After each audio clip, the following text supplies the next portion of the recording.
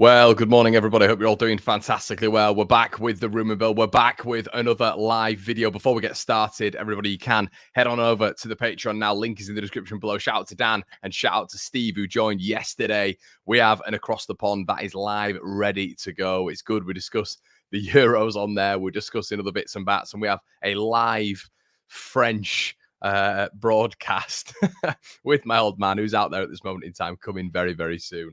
Which is a real laugh. So make sure you check on that stuff. If you're a little bit bored during this international break, so listen, I understand that not everybody who tunes into Leeds is A, an England fan, or B, even is interested in that stuff. So make sure you do so, everybody. I'm trying to provide you with this Leeds United stuff that might perk your ears. Now, we also do have a really cool announcement as well. We have Nancy Frostwick coming on the channel tomorrow, which is really exciting stuff. She's coming on at 11 o'clock. Obviously, we know that the fixtures are going to be released at 9. I've spoken to Nancy on and off for years, really, when I was a young buck in the broadcast journalism world at Sheffield University. And I believe she was at we'll figure out, it was a Sheffield paper at that moment in time. It might be Sheffield Star. I remember messaging her, and it was a very weird scenario that she is now covering Leeds United, how these weird things work, these things work. It's a small world. It's very, very odd, isn't it? But there we go.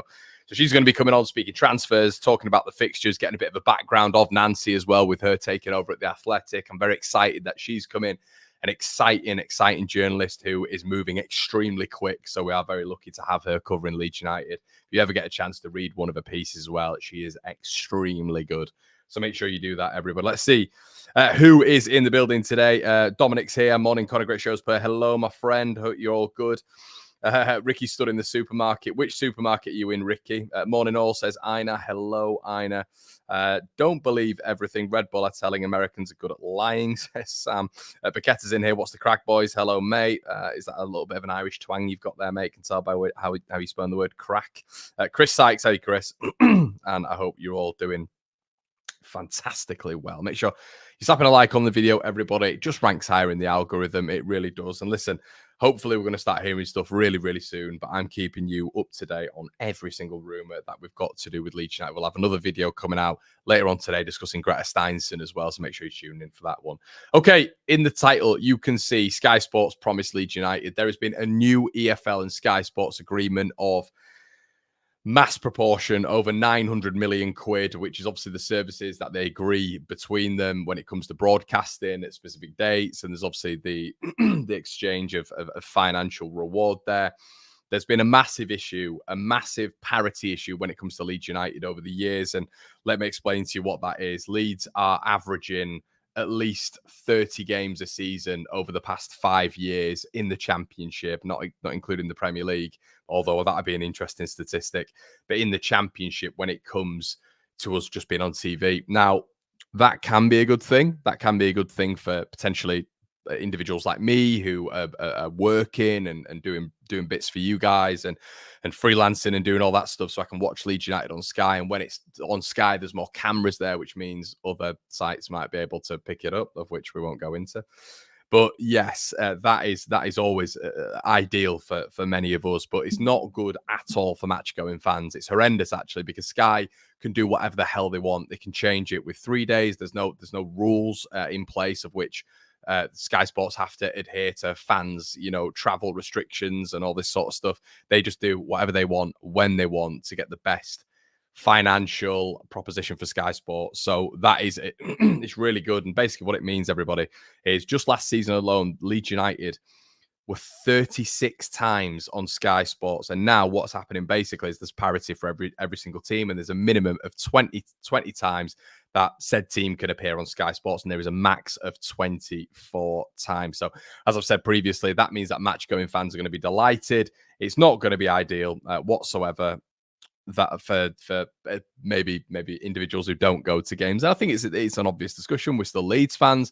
There's Leeds fans who watch this from America, from Australia, from Canada, from Bolivia, from Argentina, all this sort of stuff, who are not in the same time zone as Leeds. And when there's more cameras around, if you get my gist, if there's more cameras around, that means that, it's easier for other individuals in different countries to be able to maximize their Leeds United output, which is naturally easier for us. I mean, we've had loads of discussions with. It's really interesting speaking to Gabe actually, and a lot of Americans might be able to understand this as well. It's obviously we know there are ESPN cameras around there, and the CBS bits as well, but Fox and all that sort of stuff. But it's really hard for Americans and other other massive countries who aren't in our time zone to be able to watch these games. So it's really difficult, especially in the Championship. The Premier League's a lot easier because it's shown everywhere in these countries. The Championship, it's not easy whatsoever.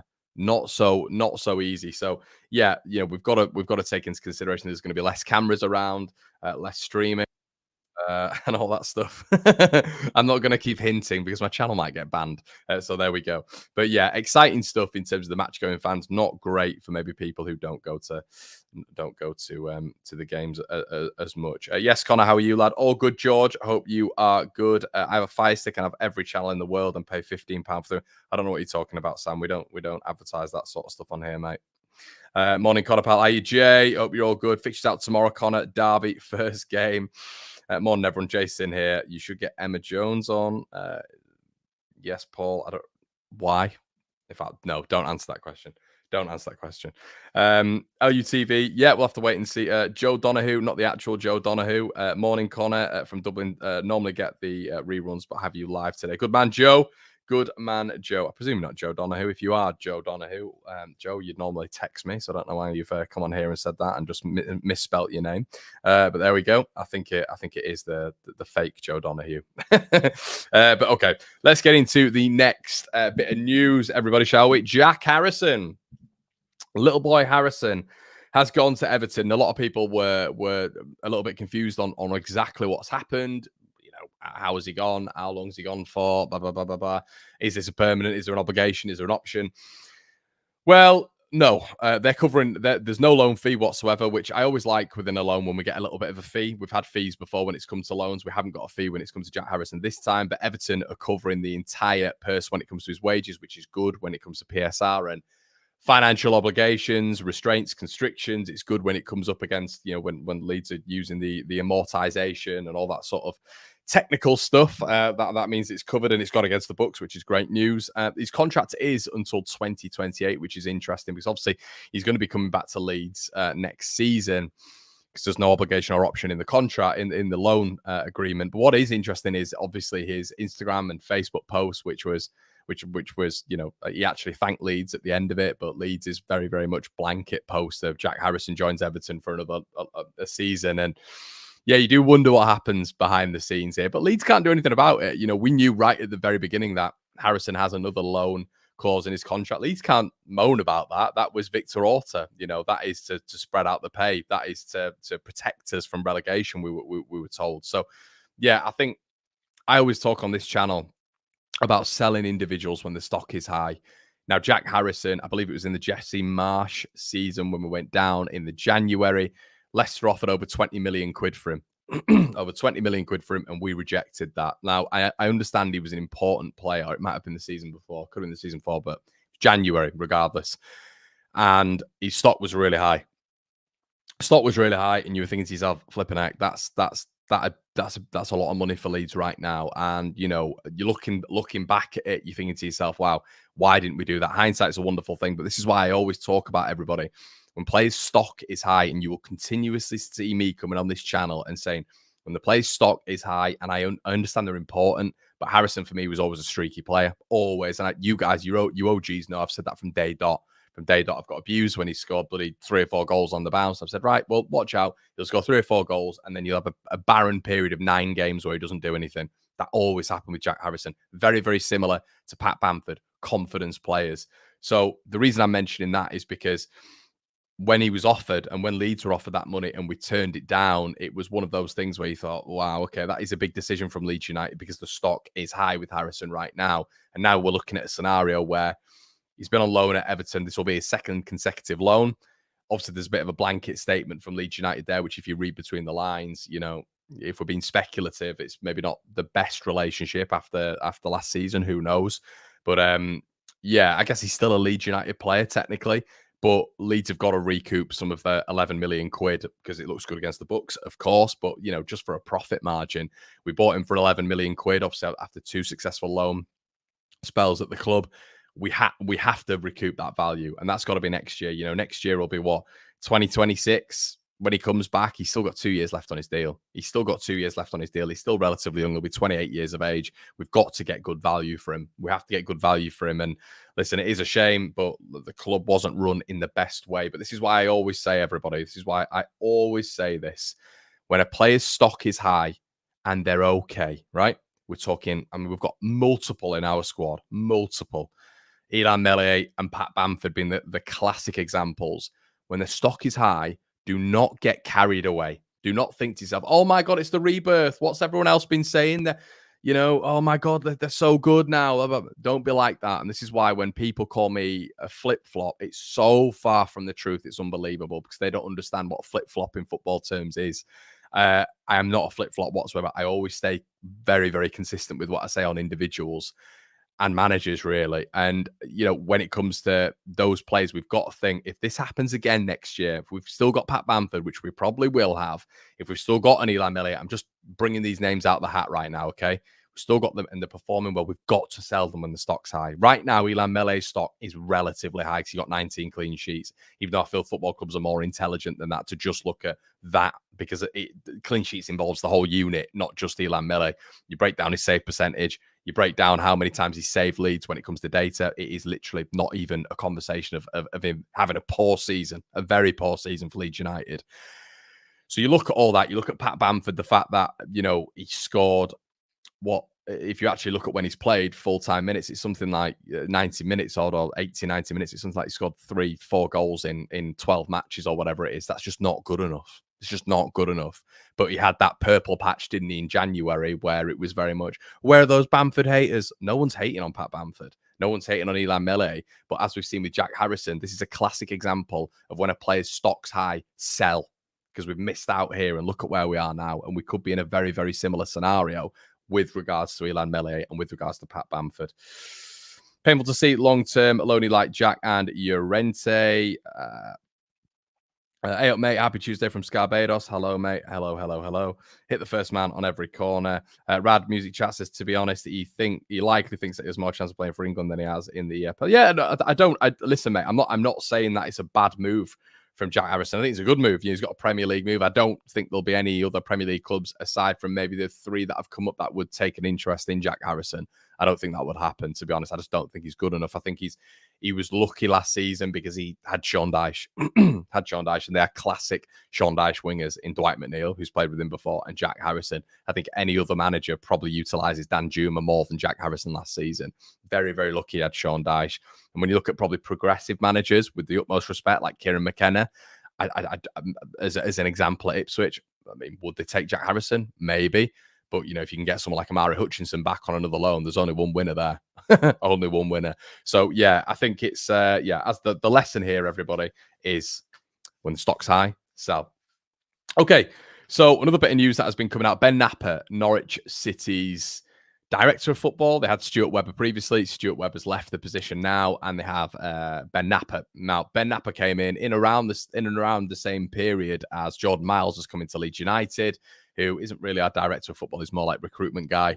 And Ben Napper's come in, stayed silent in the background, very, very similar to Jordan Miles. And we have a little bit of an understanding of what's going on now. So Norwich has come out in an interview with the Pinken, which is essentially the Norwich paper, and has said that Norwich 100% need to sell to balance their books. And this is a coherent theme across the championship. Naturally, you know, you have to keep within restraints. You'd love to keep hold of players, but Norwich are at a point now where I believe this is their first season outside the parachute payments.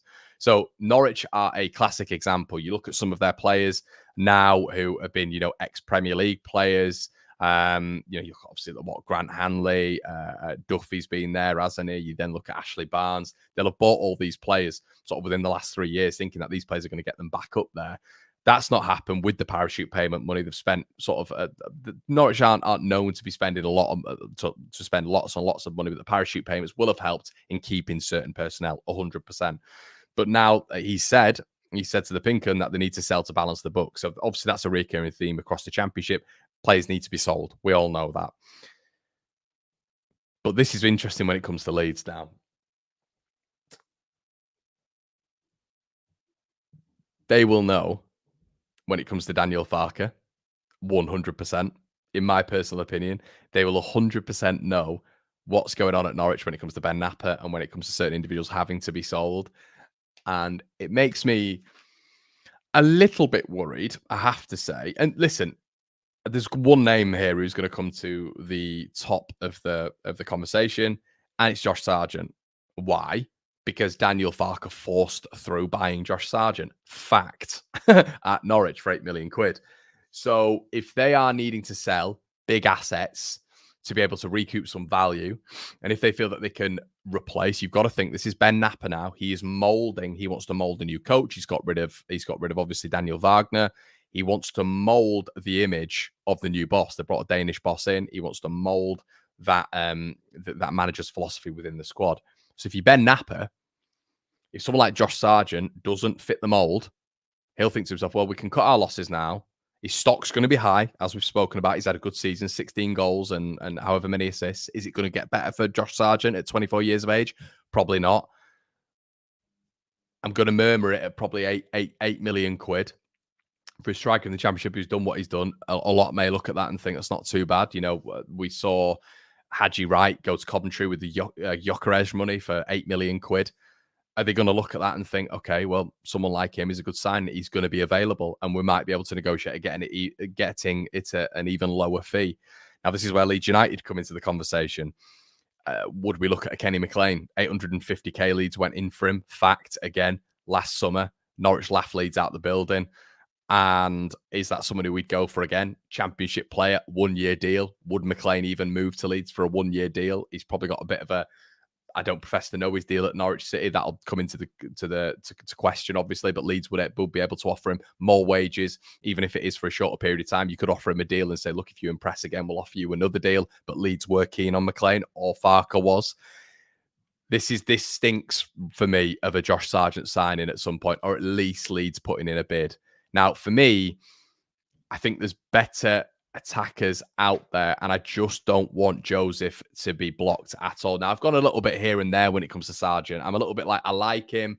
I don't mind him, but my mind does switch a little bit. And I've said to you on here, which is quite contradictory, I am quite consistent with players. Now, I was very, very critical of Sargent when he was put on the wing under Dean Smith in the Premier League. But now he's played as an out-and-out striker. You can see the benefits. But as we saw at Ellen Road, there is still a lack of composure and a lack of quality in front of goal overall, in my opinion. However, he didn't play for a lot of last season and still got 16 goals and however many assists. It's a good return for Josh Sargent. So when you look at it, I'm a little bit 50-50, but do I want my club spending 8 million quid on a striker like Josh Sargent? Ideally not. Ideally not. I mean, if I'm as a Leeds United fan, I'm looking at improving Joseph. I'm looking at potentially, I'm looking at getting rid of Pat Bamford, obviously keeping Joel Peru around, seeing what happens there. And maybe adding another loan. See how that loan does, and then developing on that next season if we are in the Premier League. But yeah, selling to balance the books at Norwich is going to be interesting, because I reckon that maybe Leeds could go in for Johnny Rowe. Sellable asset, young. They know they're going to get a good fee for him, but are they going to say, look, we're wanting 15 million for him? I don't think Norwich will do that, because Norwich aren't that sort of club. They're really not. Emi Buendia was a little bit of a flash in the pan when it came to that. Villa came in with the big bucks. I think that there is an option here, a real option for Leeds to go in, be those bully boys, with Norwich saying that they're going to sell. They have to sell, and at least trying with someone like Jonathan Rowe. Luke says, I'd love Johnny Rowe. Home again. Morning, Connor. Let's have a look. Morning, Connor. How you, Lisa? Leeds aren't looking for a striker unless one gets sold. That's come from within the club, Connor. Yeah, exactly, Mikey. That's what I've said. Bamford. Yeah, painful to see. Yeah, long term, lonely like Jack and Llorente. I agree. Obviously, we know the other news, everybody, that it looks like Mark Rocco's going to be going for 4.25 million. Stab me in my heart and twist it. But let's get on to the next piece of news. So Liam Millar is playing for Canada at this moment in time in the Copa America, and apparently, according to sources close to the Athletic, they've said it is a sure thing that his transfer will be away from FC Basel. Now, he's got a release clause, which might entice Leeds United with obviously second string parachute payments, but then the Red Bull investment and obviously the 49ers who've said that they are going to back Leeds aggressively this summer. 12 months left on his deal. He's going to be available for a good fee. We saw him in the Championship with Preston last year. I thought he was excellent. Excellent. Archie Gray said that him and Jack Clark, essentially, I'm paraphrasing here, but were some of the best he's come up against. Archie had to change his game going up against Liam Millar, and it was a tough afternoon for him. It's been 2 tough games for Archie Gray against Liam Millar, but he has a release clause. There is 12 months left on his deal, and it's one of those. Would you like to see Liam Millar? I thought he was a tricky customer in his debut season in the Championship, everybody. It wasn't too bad at all. Marcus says Millar would be a boss sign and he's such a baller. Jay says Rowe and Sargent, both great players, would like Rowe, but worried about their injury records. Frighteningly intuitive opinion on Sargent. Question: which player leading the line of Joseph or Sargent presents a better promotion chance? Well, Ricky, if you look at the evidence, it would be Sargent, wouldn't it? More experience there as well. Yeah. Joseph doesn't have much to muster up against that, mate, because we've not seen enough of him. So that I guess is a little bit problematic when it comes to that comparison. Liam Millar would be decent in the Championship for us to get promoted. I think with Millar, you look at him, he played pretty much every game for Preston. 12 months left on his deal. Release clause, FC Basel. They've said it's a sure thing he's going to leave. We're going to have Nancy on the channel tomorrow to give us a little bit more depth on that. Guys, it's not bad whatsoever, is it? I think a lot of us need to realise that we are not going to be getting a Crysencio Somerville-esque player. That unfortunately will not be happening. Guys, make sure you're slapping a like on the video. As always, I don't ask this enough. I really don't. You get literally YouTube channels saying like for about 16 minutes of the video. I do it twice. Really helps me with the algorithm. Make sure it shoots up. I'm really hoping that there's going to be some more concrete news coming out with the Euros finishing. We know that there's going to be more stuff coming back out as well. We're going to really cover the Steinson interview later on today as well. So check out that one. But please rack those likes up. Really appreciate it. Join the Patreon if you want some bonus content as well, everybody. If you want us to take you away from Leeds United and into the Euros, we can do that on the Patreon. Well worth it. And we've got merchandise as well available. Link in the description below. There's loads, absolutely loads of summer gear as well. So make sure you check that out. Guys, it's been an absolute pleasure. As always, we're back with Room Mill tomorrow and for every day until we die. Guys, make sure you like, comment, subscribe. See you in a bit.